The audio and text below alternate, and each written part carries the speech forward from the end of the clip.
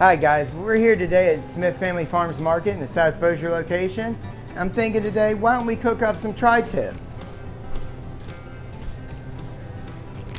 Got us a nice one. Let's go out back and put this in the smoker.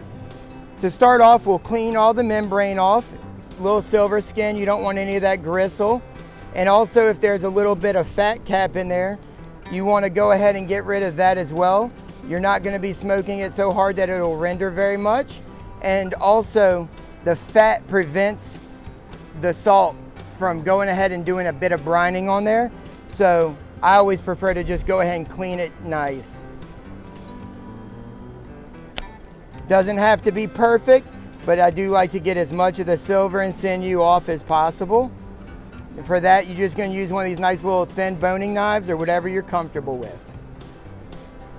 Now this cut's great. It comes from the bottom of the sirloin at the very tip, and the triangular part is why we call it the tri-tip. So today we're just going to do it with a little bit of salt and black pepper blend. So we'll give it a nice liberal bit of seasoning. Once again, we're outside in Louisiana. It's hot and it's windy, so you got to adjust for the wind on that. Using that shotgun method, get that good spread. We'll go ahead and set it up here. Wind shifted direction. There you go. That's the fun part. Fresh ground pepper is always the best move. If you like it more peppery, do more. If you like it a little bit less, do a little bit of less. Stuff like this, I prefer not to do Worcestershire or anything like that to make it stick. It'll stick just fine, and why mess up a good cut of meat with that? Now that we have this tri-tip cleaned and seasoned, we'll go ahead and get it ready for the smoker.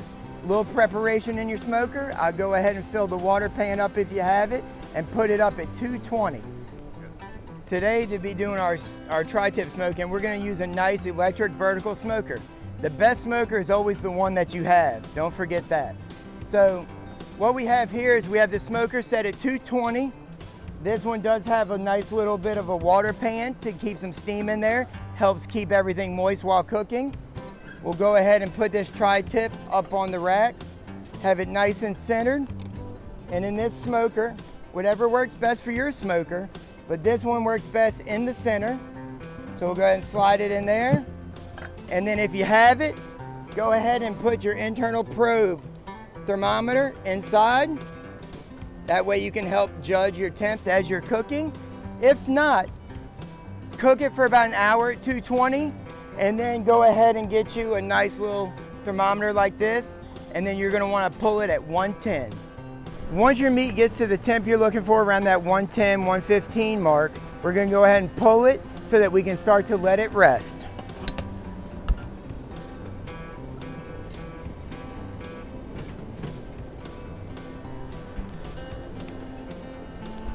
Looking good.